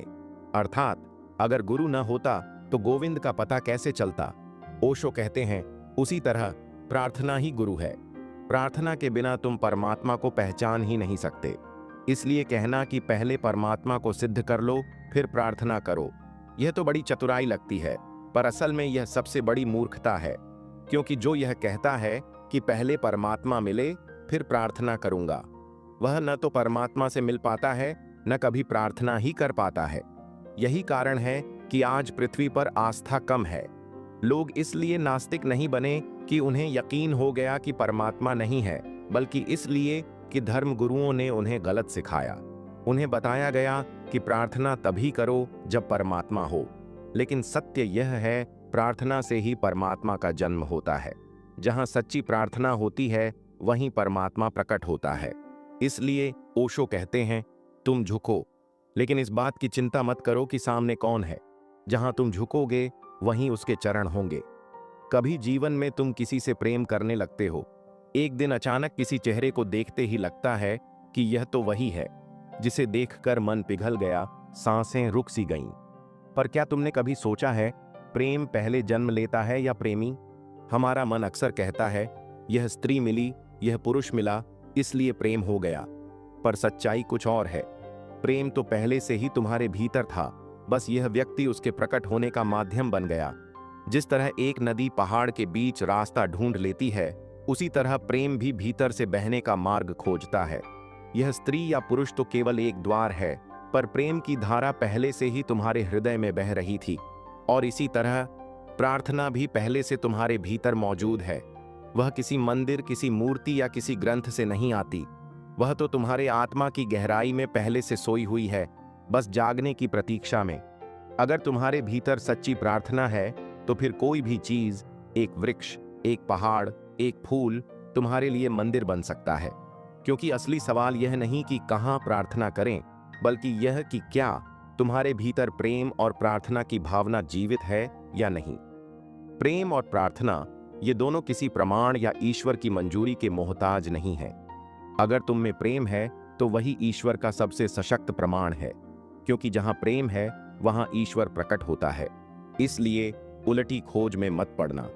यह मत कहना कि पहले परमात्मा मिले तब प्रार्थना करूंगा, क्योंकि यह तो ऐसे ही है जैसे कोई कहे पहले सूरज निकले तब मैं आंखें खोलूंगा। नहीं, आंखें खोलो, सूरज को खुद देख लोगे। प्रार्थना करो, परमात्मा स्वयं प्रकट होगा। कभी किसी ने मुझसे पूछा, भगवान हम अंधे हैं, प्रकाश के बारे में सुना है पर अनुभव नहीं किया, तो इस अंधकार में प्रार्थना कैसी हो? मैंने कहा, मत पूछो कि कैसी होनी चाहिए, किसी से भी मत पूछो, क्योंकि जो बताएगा वह तुम्हारी नहीं, उधार की प्रार्थना होगी। रुको, शांत बैठो, अपने भीतर की निस्तब्धता में उतर जाओ और तुम देखोगे कि तुम्हारे भीतर से प्रार्थना अपने आप उठने लगी है, बिना शब्दों के, बिना प्रयास के, जैसे कोई सुगंध हवा में घुल जाती है। पर तुम घबराते हो, तुम्हें हमेशा रिहर्सल चाहिए, जैसे पहले से जान लो कि प्रार्थना कैसे करनी है, कौन से शब्द बोलने हैं। पर अगर पहले से जान गए तो वह सच्ची प्रार्थना नहीं, बस एक अभिनय रह जाएगा। अंधेरे में प्रकाश प्रकाश प्रकाश कहने से रोशनी नहीं होती, दिया चाहिए, और वह दिया किसी और के हाथों से नहीं, तुम्हारे अपने भीतर से जलता है। शब्द मैं दे सकता हूं, लेकिन दीपक का प्रकाश तुम्हें ही पैदा करना होगा। रूस के महान लेखक टॉल्स्टॉय की एक कहानी है, 3 साधारण संतों की कहानी। कहा जाता है, झील के पार एक छोटे से गांव में 3 भोले भाले किसान रहते थे, जिन्हें लोग 3 संत कहने लगे। उनकी प्रार्थना बहुत सरल थी, तुम 3 हो, हम 3 हैं, कृपा करो। चर्च का महापुरोहित यह सुनकर क्रोधित हो गया। कहा, यह कैसी प्रार्थना है, यह तो मजाक है। वह अपनी मोटरबोट में बैठा सोने की जरीदार पोशाक में उन संतों से मिलने निकल पड़ा। तीनों ने झुककर प्रणाम किया, विनम्रता उनका स्वभाव थी। पुरोहित ने पूछा, वह अपनी नाव से लौटने लगा, मगर झील के बीच उसने देखा पानी पर 3 आकृतियां दौड़ती चली आ रही हैं। वो तीनों किसान थे, पानी पर चलते हुए। वे बोले, रुकिए, वह लंबी प्रार्थना हम भूल गए, कृपा करके एक बार और बता दीजिए। उस क्षण पुरोहित की आंखें खुल गईं। वह झुक गया उनके चरणों में, बोला, तुम्हारी वही पुरानी प्रार्थना सच्ची है, वह परमात्मा तक सीधी पहुंचती है। अब जब तुम कहो तुम 3 हो, हम 3 हैं, तो कहना तुम 3 हो, हम 4 हैं, मुझे भी जोड़ लेना। सच्ची प्रार्थना किसी ग्रंथ, भाषा या नियम में नहीं बसती, वह तो तुम्हारे हृदय की अनूठी भाषा है। जैसे हर प्रेम अनोखा होता है, वैसे ही हर प्रार्थना भी। प्रार्थना के लिए किसी तैयारी की जरूरत नहीं, वह तब होती है जब तुम मासूम बन जाते हो, बिल्कुल बच्चे की तरह, निर्मल, निष्कपट और सच्चे। अगर हंसने का मन हो, हंस लो, रोने का मन हो, रो लो, वही तुम्हारी सबसे सच्ची प्रार्थना होगी। क्योंकि परमात्मा शब्द नहीं सुनता, वह तुम्हारा भाव सुनता है। सुबह की पहली किरण जब क्षितिज को छूती है, उस समय जैन फकीर की प्रार्थना शुरू होती है। लेकिन उनकी प्रार्थना किसी मंदिर, किसी मंत्र या किसी वेद से शुरू नहीं होती। उनकी प्रार्थना हंसी से शुरू होती है। वे बिस्तर से उठते हैं, सूरज की ओर देखते हैं, दोनों हाथ कमर पर रखते हैं और जोर जोर से हंसने लगते हैं। कभी कभी तो इतना हंसते हैं कि जमीन पर लोटपोट हो जाते हैं। घंटों तक यह हंसी चलती है, बिना किसी कारण, बिना किसी वजह। एक बार एक अमेरिकी यात्री जापान में एक जैन फकीर के साथ ठहरा हुआ था। सुबह जब उसने यह दृश्य देखा, वह हैरान रह गया। उसने सोचा, यह कैसा पागल इंसान है, मैं तो समझा था कि किसी ज्ञानी के पास आया हूं, पर यह तो सुबह सुबह यूं ही पागलों की तरह हंस रहा है। वह अपना सामान बांधने लगा और जाने की तैयारी करने लगा। लोगों ने पूछा, आप कल ही तो आए थे, अब इतनी जल्दी क्यों जा रहे हैं? वह बोला, मैं तो यह सोचकर आया था कि किसी बुद्धिमान संत के पास जाऊंगा, लेकिन यह आदमी तो सन की निकला, बिना किसी बात के हंसता जा रहा है, जैसे कोई मजाक सुन लिया हो। तब वहां मौजूद लोगों ने मुस्कुराकर कहा, आप शायद नहीं जानते, जैन फकीरों की यही प्रार्थना होती है, ये हंसी ही उनकी पूजा है। जब उस फकीर से पूछा गया, आप ऐसा क्यों करते हैं, वह फिर हंसने लगा। इतना हंसा कि खुद भी सांस लेने लगा और कहा, अरे तुमने फिर वही सवाल पूछ दिया जिससे सारी रात हम सो नहीं पाए। थोड़ा संभल कर उसने कहा, देखो, हमारी सुबह हंसी से शुरू होती है, क्योंकि जब हम हंसते हैं हम अपने अहंकार को तोड़ते हैं, हम जीवन की गंभीरता से मुक्त होते हैं। हम सूरज से कहते हैं, देखो मैं आज भी जीवित हूं, प्रसन्न हूं, और मैं तुम्हारे इस उपहार जीवन के लिए हंसकर धन्यवाद कहता हूं। हंसना भी प्रार्थना बन सकता है, रोना भी बन सकता है, बस सच्चाई चाहिए, दिखावा नहीं। लेकिन हम इंसानों ने तो भावनाओं को सीमाओं में बांध दिया है। हमें सिखा दिया गया है कि रोना सिर्फ दुख में होता है और हंसना सिर्फ खुशी में। पर ओशो कहते हैं, यह भ्रम है। रोना किसी पीड़ा का संकेत नहीं है, वह तो भावनाओं की परिपूर्णता का प्रतीक है। जब भीतर का आनंद बहुत गहरा हो जाता है तब भी आंखों से आंसू बहते हैं। जब प्रेम उमड़ पड़ता है तब भी रोना आता है। आंसू तो बस वह बिंदु हैं जब हृदय छलक जाता है। वे दुख के नहीं, दिव्यता के प्रतीक हैं। कभी किसी को गहराई से हंसते देखा है? वह हंसते हंसते रोने लगता है, क्योंकि जब भावना अपनी चरम सीमा पर पहुंचती है वह आंखों के रास्ते बह जाती है। जैन कहता है, चाहे हंसो या रो, अगर वह सच्चाई से निकला है तो वही तुम्हारी प्रार्थना है। बुद्ध मौन में प्रार्थना करते हैं, मीरा नाचकर करती है, चैतन्य झूमते हैं और महावीर शांत खड़े रहते हैं। हर साधक की प्रार्थना उसकी आत्मा के अनुसार होती है। प्रार्थना का कोई नियम नहीं, यह वैसी ही अद्वितीय है जैसे तुम्हारी उंगलियों का निशान। किसी और की तरह तुम प्रार्थना नहीं कर सकते। अगर मीरा से कहा जाए कि तू चुप बैठकर ध्यान लगा, तो वह नाचना चाहेगी, क्योंकि उसका हृदय गाने लगता है। और अगर बुद्ध से कहा जाए कि तू नाच, तो उसकी मौन की साधना टूट जाएगी। प्रत्येक आत्मा की अपनी तरंग है, अपना सुर है। प्रार्थना वही है जब वह तरंग, वह सुर परमात्मा की ध्वनि में मिल जाता है। इसलिए ओशो कहते हैं, दूसरों की प्रार्थना की नकल मत करो। जैसे तुम किसी का कपड़ा नहीं पहनते, किसी की थाली से नहीं खाते, वैसे ही किसी की तरह प्रार्थना भी मत करो। वह तुम्हारे और परमात्मा के बीच का एक निजी संवाद है, जहां तुम वैसे ही जाओ जैसे तुम हो, नकाब के बिना, सजावट के बिना, सिर्फ अपनी सच्चाई के साथ। ओशो बताते हैं, एक बार मैं एक आध्यात्मिक सम्मेलन में था।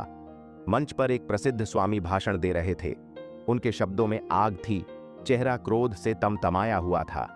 ऐसा अक्सर देखा जाता है, जब कोई व्यक्ति अपनी इच्छाओं को जबरन दबा देता है तो वे इच्छाएं भीतर ही भीतर सुलगते हुए क्रोध का रूप ले लेती हैं, और फिर वही क्रोध किसी न किसी रूप में बाहर आने का रास्ता ढूंढता है, चाहे प्रवचन के शब्दों में ही क्यों ना हो। उस दिन विषय था पुनर्जन्म का सिद्धांत। स्वामी जी बड़े जोश में समझा रहे थे कि आत्मा एक देह छोड़कर दूसरी में प्रवेश करती है। भीड़ में बैठा एक पंडित नुमा आदमी बार बार खड़ा होकर अजीब अजीब सवाल पूछने लगा। वह वेदों के उद्धरण देता, उपनिषदों के सूत्र गिनाता और ऐसे प्रश्न करता मानो स्वामी की परीक्षा ले रहा हो। स्वामी का धैर्य धीरे धीरे टूटने लगा, चेहरा लाल, आवाज भारी। आखिर वह व्यक्ति खड़ा हुआ और बोला, स्वामी जी, क्या ऐसा संभव है कि अगले जन्म में मैं गधे का रूप लूं? भीड़ में हल्की हंसी गूंज उठी और स्वामी, जो अब तक अपने गुस्से को दबाए बैठे थे, मुस्कुराते हुए बोले, नहीं भाई, ऐसा संभव नहीं है, क्योंकि वो रूप तो तुम्हें पहले ही मिल चुका है। लोग जोर से हंस पड़े। स्वामी का उत्तर व्यंग्य था, परंतु उस व्यंग्य के भीतर एक गहरी सच्चाई छिपी थी। मैं वहीं बैठा सोचता रहा। वास्तव में परमात्मा किसी को दो बार एक जैसा नहीं बनाता। वह हर क्षण नया है, हर पल सृजनशील है। वह सृष्टि के रंगों से लगातार खेलता रहता है। हर सुबह उसके कैनवास पर एक नया चित्र बनता है, हर शाम एक नया गीत जन्म लेता है। वह दोहराता नहीं, थकता नहीं, रुकता नहीं। परमात्मा की रचना अनंत है और तुम्हारे जैसा न पहले कोई हुआ न आगे कोई होगा। इसलिए कोई भी तयशुदा रास्ता, कोई भी परंपरागत ढांचा तुम्हारे लिए उपयुक्त नहीं हो सकता। तुम्हें अपना धर्म, अपनी दिशा स्वयं खोजनी होगी। भगवान कृष्ण ने गीता में यही बात अर्जुन से कही थी। स्वधर्मे निधनम श्रेय पर धर्मो भयावह। कृष्ण का अर्थ यह नहीं था कि जिस धर्म संप्रदाय में तुम जन्मे हो उसी में मरना है। उनका संकेत गहरा था, तुम्हारी आत्मा का जो धर्म है उसी में जीना श्रेष्ठ है, भले ही उसी में मिट क्यों न जाओ। क्योंकि जब तुम अपने स्वभाव के अनुरूप जीते हो तब तुम सच में स्वयं को पाते हो। भले ही शरीर मिट जाए, आत्मा खिल उठती है। हर व्यक्ति अद्वितीय है। तुम्हारे लिए कोई बनी बनाई लकीर नहीं है। दूसरों के रास्ते पर चलना तुम्हारी असल यात्रा को रोक देता है। जीवन का मार्ग कोई राजपथ नहीं है जहां भीड़ चल सके। यह तो एक घना जंगल है जहां रास्ता चलते चलते बनता है। ज्ञानियों ने कहा है, पथ नहीं होता, पथिक बनाते हैं। जैसे कोई व्यक्ति जंगल में अकेला चल पड़ता है, झाड़ियां काटता है और धीरे धीरे एक राह उभरती जाती है, वैसे ही तुम्हें भी अपना मार्ग खुद बनाना होगा। लेकिन यह भी याद रखो, जितना रास्ता तुम तय कर लोगे वह पीछे से मिट जाएगा।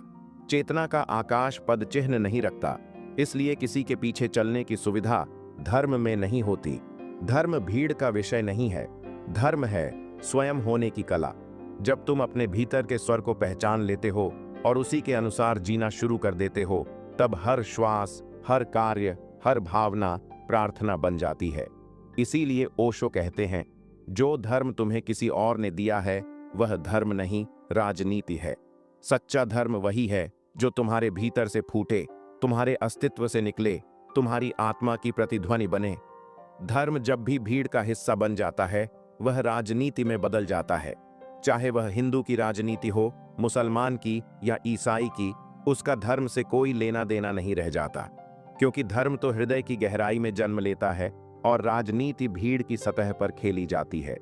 भीड़ के पास आत्मा नहीं होती, उसमें बस शोर होता है, नारे होते हैं, उपद्रव होता है।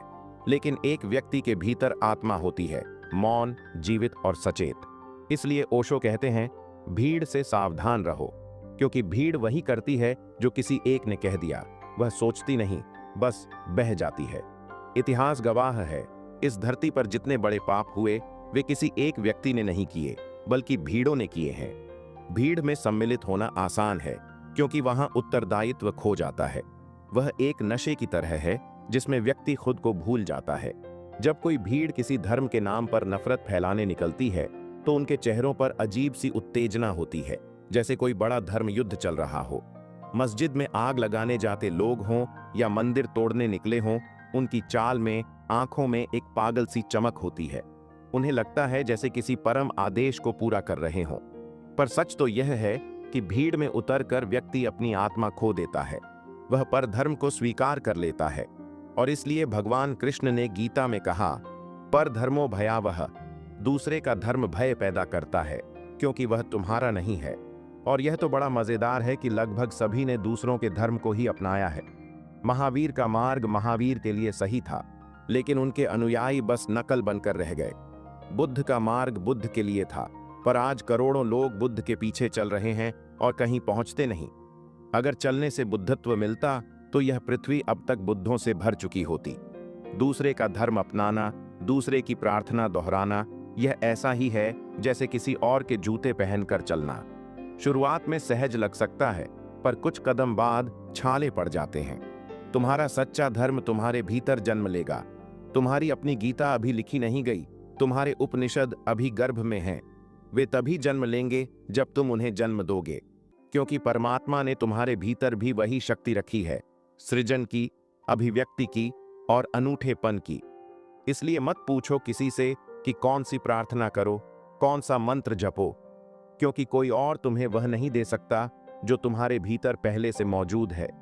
मैं भी तुम्हें कोई गीता देने नहीं आया हूं। मैं बस यह याद दिलाने आया हूं कि तुम्हारे भीतर भी गीत छिपा है। मैं अपना गीत गा रहा हूं ताकि तुम्हें गाने की याद आ जाए।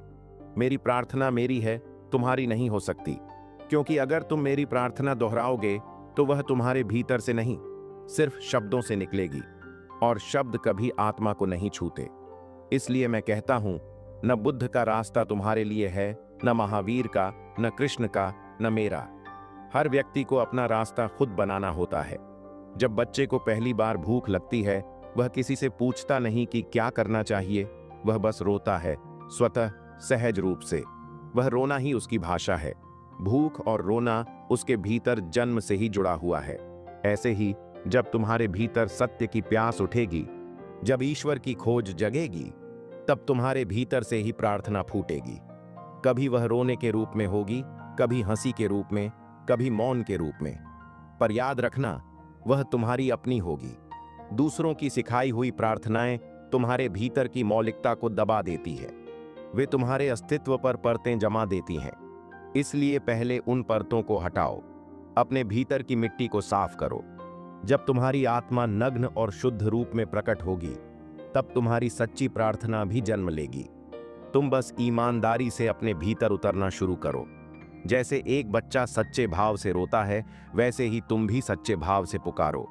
तुम पुकारोगे और परमात्मा दौड़ा चला आएगा, क्योंकि वह माँ की तरह है जिसे अपने बच्चे की पुकार बिना शब्दों के भी सुनाई देती है। मैं तुम्हें प्रार्थना नहीं सिखा सकता, क्योंकि प्रार्थना सीखी नहीं जाती, वह जागती है। मैं तो बस इतना कह सकता हूं, तुम्हारे भीतर वह बीज पहले से है, बस उसे अंकुरित होने दो। मत ढूंढो तैयार प्रार्थनाएं, मत मांगो किसी और का रास्ता। धर्म कोई चम्मच से खिलाई जाने वाली चीज नहीं है। तुम्हें स्वयं मेहनत करनी होगी, स्वयं भीतर झांकना होगा। मैं सिर्फ दिशा दिखा सकता हूं, चलना तुम्हें ही होगा। और जब तुम चलने लगोगे, तुम्हें एहसास होगा कि रास्ता कहीं बाहर नहीं था, वह तो हमेशा से तुम्हारे भीतर था। तीसरा प्रश्न पूछा गया है, भगवान, आपने कहा कि जब इंसान अपने पापों को स्वीकार करता है, तभी उसके भीतर पात्रता जन्म लेती है। लेकिन क्या ऐसा करना उसे आत्मदीनता या हीन भावना में नहीं ले जाता? ओशो कहते हैं, अगर सच्चे दिल से स्वीकार किया जाए तो आत्मदीनता का जन्म कभी नहीं होता। आत्मदीनता तब पैदा होती है जब मन तो मानना नहीं चाहता, लेकिन परिस्थिति उसे मजबूर कर देती है कि वह मान ले। यह फर्क बहुत गहरा है। एक है सच्ची स्वीकृति जो भीतर से आती है, दूसरी है मजबूरी की स्वीकृति जो ऊपर से थोप दी जाती है। मनुष्य की चाह हमेशा यही रहती है कि वह ज्ञानी दिखे। हर व्यक्ति भीतर भीतर यह मानता है कि वह बुद्धिमान है, बस दुनिया अभी समझ नहीं पाई। वह सोचता है, लोग मूर्ख हैं, इसलिए मेरी महानता पहचान नहीं पा रहे। ओशो हंसते हैं और कहते हैं, अरब में एक कहावत है कि जब परमात्मा किसी आत्मा को धरती पर भेजता है, तो भेजने से पहले उसके कान में एक मजाक करता है, तुमसे महान व्यक्ति मैंने कभी बनाया ही नहीं। और यही मजाक हर व्यक्ति अपने भीतर छिपा लेता है। हर किसी को लगता है कि वह सबसे श्रेष्ठ है, सबसे खास है। इसलिए कोई किसी को महान मानने को तैयार नहीं होता, क्योंकि हर कोई पहले से ही खुद को महान मान बैठा है। यही अहंकार है जो यह स्वीकार नहीं करने देता कि मुझसे गलती हुई, कि मैं पापी हूं, कि मैं अंधकार में था। जब मजबूरी में व्यक्ति गलती मानता है तो वह विनम्र नहीं होता, बस ग्लानि से भर जाता है। वह भीतर से टूटा नहीं होता, बस शर्मिंदा होता है। और यह शर्म भी अहंकार की एक चाल होती है। कभी कभी व्यक्ति यह सोचकर भी स्वीकार कर लेता है कि अगर ऐसा कहने से भगवान मिल जाएंगे तो चलो कह देते हैं मैं पापी हूं। पर यह सच्चा स्वीकार नहीं है, यह तो सौदेबाजी है, भगवान को पाने की कुशल चाल। सच्चा स्वीकार तब होता है जब भीतर यह महसूस हो कि हाँ, जो मैंने किया वही हो सकता था। मैं मूर्छित था, अचेत था, बेहोशी में था। एक कहानी है, टाल सटाए सुबह सुबह चर्च गए। वहां गांव का सबसे बड़ा अमीर व्यक्ति पहले से मौजूद था। वह घुटनों के बल बैठकर प्रार्थना कर रहा था, हे भगवान, मैं चोर हूं, मैं अपराधी हूं, मुझे माफ कर। टाल सटाए अंधेरे में खड़े होकर सब सुनते रहे। थोड़ी देर बाद जब रोशनी हुई और वह आदमी उठा तो उसने देखा कि टाल सटाए वहां है। वह तुरंत घबरा गया। अब तो मुश्किल हो गई, यह लेखक है, यह सबको बता देगा कि मैं क्या बोल रहा था। वह भाग कर आया और बोला, देखो, अगर तुमने जो मैंने कहा वह सुना है तो भूल जाओ, वो मेरे और मेरे भगवान के बीच की बात थी। अगर तुमने इसे फैलाया तो मैं अदालत में मानहानि का केस कर दूंगा।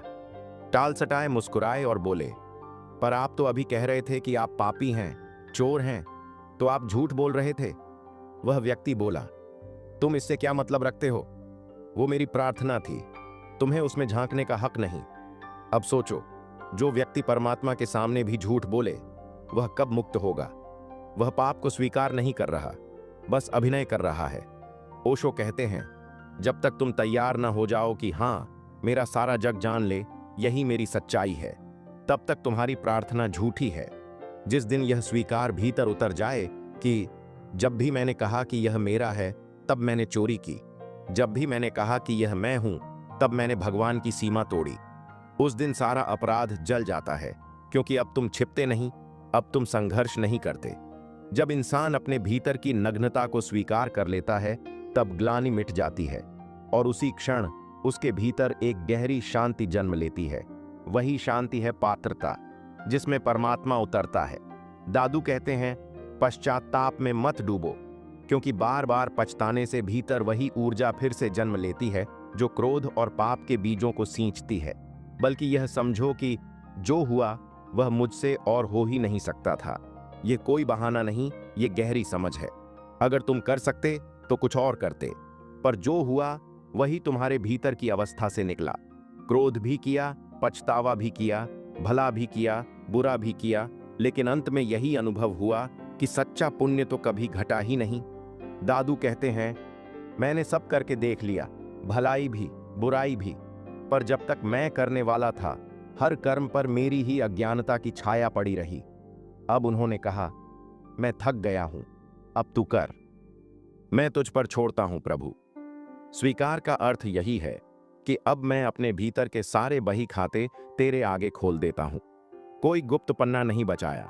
जो कुछ किया, भला भी बुरा भी, सब तेरे समक्ष है।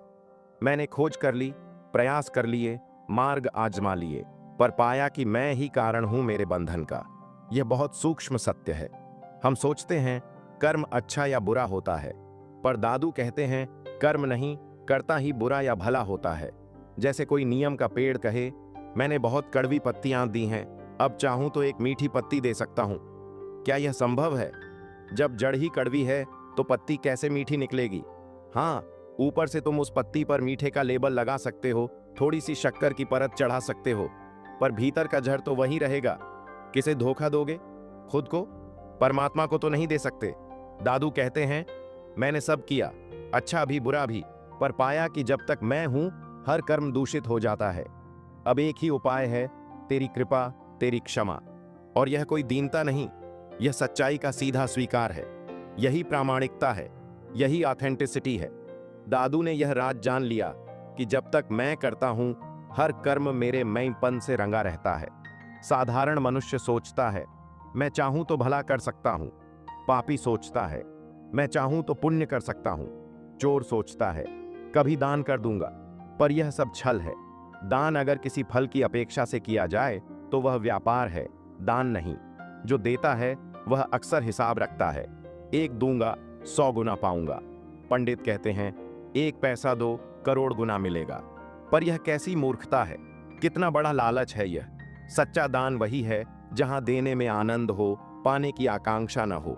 और जब ऐसा दान घटता है तो वास्तव में ब्रह्मांड कई गुना लौटाता है, पर वह परिणाम है, उद्देश्य नहीं। जिसका हृदय बांटने में सक्षम है उसके भीतर जीवन की नदियां बहती रहती हैं। जो रोकता है सड़ जाता है। जैसे भरा हुआ कुआं जो कभी खाली नहीं किया जाता, धीरे धीरे सड़ जाता है। जो बांटता है वह ताजा रहता है, उसके भीतर जीवन निरंतर प्रवाहित रहता है। दादू कहते हैं, शास्त्र ठीक कहते हैं, गलती तुम्हारी समझ में है। तुम सोचते हो कभी बुरा आदमी भी अच्छा काम कर सकता है, पर ऐसा नहीं है। अगर कोई वास्तव में अच्छा है तो उससे बुरा कर्म घट ही नहीं सकता। और अगर कोई भीतर से दूषित है तो उसका भला भी भला नहीं रह जाता। नियम का पेड़ चाहे लाख कोशिश करे, आम नहीं बन सकता। पर इसमें शर्म नहीं है, बस यह समझ होनी चाहिए कि मैं नियम हूं। तब तुम व्यर्थ की शक्कर चढ़ाना बंद करोगे। और जब यह स्वीकृति आती है कि जैसा हूं वैसा तेरे चरणों में अर्पित हूं, तो वहीं से समर्पण जन्म लेता है। परमात्मा तुम्हारे मीठे कर्म नहीं, तुम्हारा सच्चा स्वीकार चाहता है। और जब तुम स्वयं को पूरी सच्चाई से स्वीकार कर लेते हो तो वही क्षण प्रार्थना बन जाता है। वही क्षण जागरण की शुरुआत है। हमारी प्राचीन कथा कहती है, शिव नीलकंठ हैं। देवताओं और असुरों ने जब समुद्र मंथन किया तो उनका उद्देश्य था अमृत की प्राप्ति। कहा गया था कि समुद्र की गहराइयों में अमृत छिपा है। वे मथने लगे, बड़ी तपस्या से, बड़ी मेहनत से, पर जो सबसे पहले निकला वह अमृत नहीं था, वह विष था। और यही जीवन का पहला रहस्य है। जो भी व्यक्ति अमृत की खोज में निकलेगा, जो भी भीतर की शांति और सत्य को पाना चाहेगा, उसके सामने सबसे पहले उसके भीतर का जहर आएगा, क्योंकि वही तो अब तक उसने छिपा रखा है। वही क्रोध, वही वासना, वही छल, वही अंधकार जिसे हम भीतर दबाते रहे हैं, वही सबसे पहले सतह पर आएगा। जो साधक धर्म की ओर बढ़ता है उसे पहले अपनी अधार्मिकता दिखती है। जो पुण्य की राह चलता है उसे पहले अपने भीतर के पाप की झलक मिलती है। और यही दादू का संकेत है, रति रति का चोर तेरा गुनहगार हूं। अर्थात जब आत्मा अमृत की दिशा में चलती है तो पहला सामना अपने विष से होता है, क्योंकि अब तक अमृत तो भीतर था, पर उसकी परतों पर हमने वर्षों का विष जमा रखा था। वह विष अब बाहर आना चाहता है। समुद्र मंथन की तरह जब जहर निकला तो देव और दानव दोनों घबरा गए। कोई उस विष को पीने को तैयार न हुआ। हर कोई चाहता था अमृत, पर कोई उस पहले कदम को उठाने को तैयार नहीं था। यही तो मानव का स्वभाव है। भले और बुरे दोनों ही अमृत के लोभी हैं। देव ऊपर से सज्जन लगते हैं, दानव ऊपर से डरावने, पर दोनों की गहराई में एक ही लालसा है, कुछ पाना। दोनों ही अभी सोए हुए हैं। जब जहर निकला और कोई पीने को तैयार नहीं हुआ तो उन्होंने महादेव से विनती की और शिव ने बिना किसी हिचक के वह विष पी लिया। वह विष उनके कंठ में ठहर गया और वही नीला पड़ गया, इसलिए शिव कहलाए नीलकंठ। यह कोई केवल पौराणिक कथा नहीं, यह जीवन का प्रतीक है। शिव का नीलकंठ होना यह संकेत है कि जो भी अपने भीतर के विष को पूरी सजगता से स्वीकार कर लेता है वह उसे अमृत में बदल देता है। इसलिए ओशो कहते हैं, परमात्मा तुम्हारे विष को पी लेगा। तुम अपराध बोध में मत पड़ो, अपने पापों को छिपाओ मत, बस ईमानदारी से खोल दो, सामने रख दो, जैसे हो वैसे स्वीकार कर लो, क्योंकि छिपाने से अंधकार और गहराता है, स्वीकार से ही मुक्ति का द्वार खुलता है। दादू अपराध बोध नहीं सिखा रहे, वे कह रहे हैं अपराध को पहचानो पर उस पर ग्लानि मत पालो, क्योंकि अपराध कृत्य में नहीं है, कर्ता में है। जब तक मैं मौजूद हूं, हर कर्म, हर प्रयास उस मैंपन की छाया से दूषित रहेगा। अगर तुम सोचो कि मैं अच्छा हूं पर कभी कभी बुरा कर लेता हूं, तो वही भ्रम की शुरुआत है। फिर भीतर ग्लानि जन्म लेती है, फिर आत्मदंड शुरू होता है। महात्मा गांधी का उदाहरण लो। वे अपनी आत्मकथा में लिखते हैं, एक रात उनके पिता बीमार थे। गांधी उनके पैर दबा रहे थे। थोड़ी देर बाद वे थक गए और अपनी पत्नी के पास चले गए। फिर आधी रात में समाचार मिला, पिता चल बसे। उस क्षण गांधी के मन में यह भाव बैठ गया, पिता मर रहे थे और मैं काम वासना में डूबा था। यह अपराध बोध उनके जीवन भर साथ रहा। उन्होंने ब्रह्मचर्य को अपना तप बना लिया, पर असल में हुआ यह कि उन्होंने ग्लानि को साधना समझ लिया। वे जो दबा रहे थे वही भीतर से उन्हें सताता रहा। ओशो कहते हैं, यह कोई अर्थपूर्ण अपराध नहीं था। पिता का मरना निश्चित था और उस क्षण जो हुआ वही हो सकता था।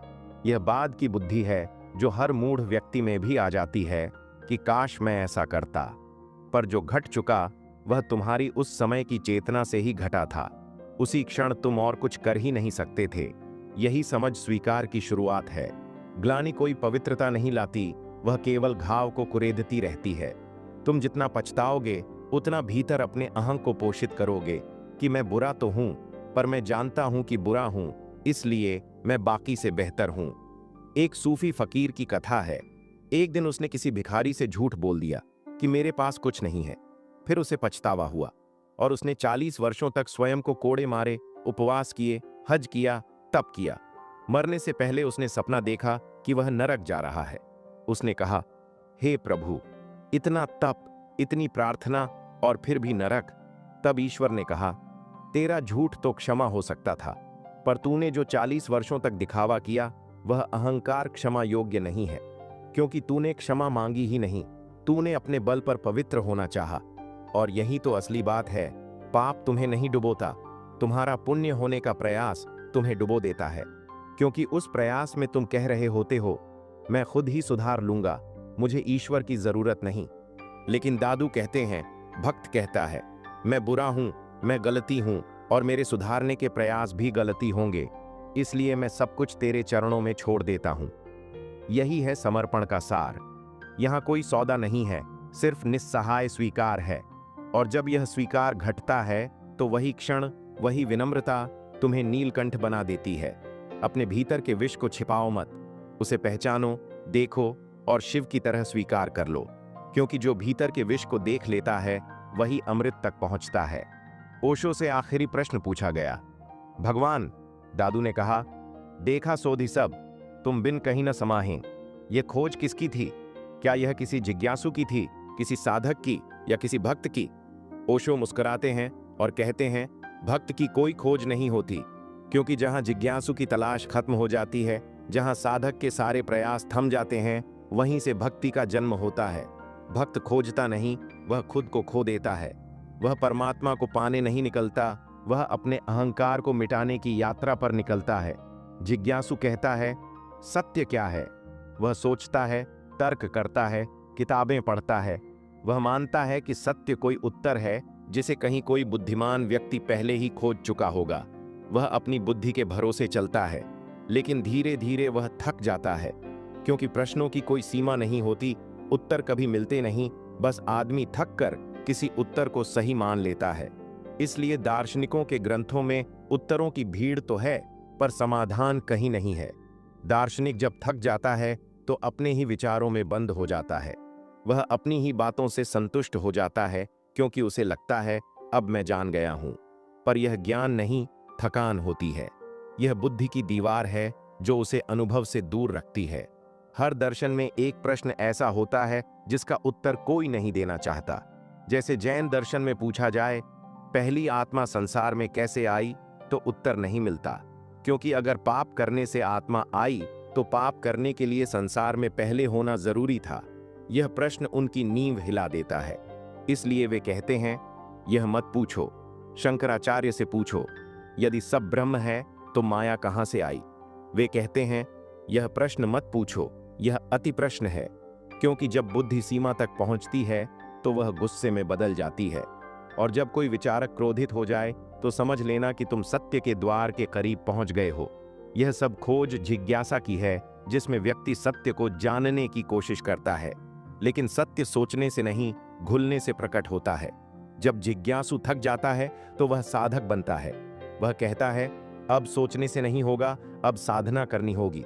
वह ध्यान करता है, तप करता है, उपवास करता है, ऊर्जा जगाता है, भीतर रोशनी दिखती है, चक्र खुलते हैं, सिद्धियां आती हैं। पर ये सब भी अहंकार की नई सजावटें हैं। साधक अहंकारी हो सकता है, भक्त कभी नहीं।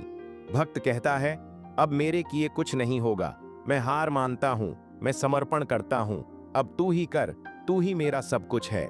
यहीं से भक्ति शुरू होती है। भक्ति कोई क्रिया नहीं, भक्ति आत्मा की हार है। भक्ति में मैं समाप्त हो जाता है। जहां मैं समाप्त, वहीं वह प्रकट होता है। भक्त भगवान को नहीं खोजता, वह भगवान में खो जाता है, क्योंकि परमात्मा को खोजा नहीं जा सकता, केवल उसमें विलीन हुआ जा सकता है। जिज्ञासु सोचता है और सोच में ही उलझ जाता है। साधक करता है और करने में ही अटक जाता है। भक्त सरेंडर करता है और वहीं सत्य घट जाता है। भक्ति का अर्थ है, अब मैं कुछ नहीं करता, अब जो होगा वही ठीक है। अब तू जहां ले जाए वही मेरी मंजिल है। सत्य वहीं प्रकट होता है जहां अहंकार पूरी तरह मिट जाता है, जहां प्रश्न नहीं, केवल मौन है, जहां खोज नहीं, केवल समर्पण है। अगर इस बात ने आपके हृदय में एक हल्की सी शांति जगा दी, अगर आपको लगा कि भक्ति का अर्थ केवल पूजा नहीं बल्कि मैं का मिटना है, तो इस यात्रा में हमारे साथ बने रहिए। अगले वीडियो में हम समझेंगे भक्ति का अंतिम रहस्य, जब खोज खुद समाप्त हो जाती है। लाइक कीजिए, शेयर कीजिए और कमेंट में लिखिए, मैं खोज नहीं, समर्पण की राह पर हूं।